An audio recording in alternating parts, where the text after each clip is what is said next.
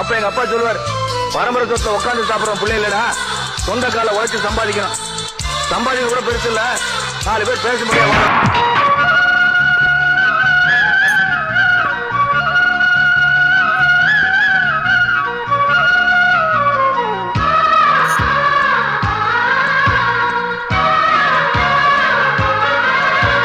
சித்திரங்களை பாட சொல்லலாம், தென்றலை அஞ்சல் ஒன்று போட சொல்லலாம்.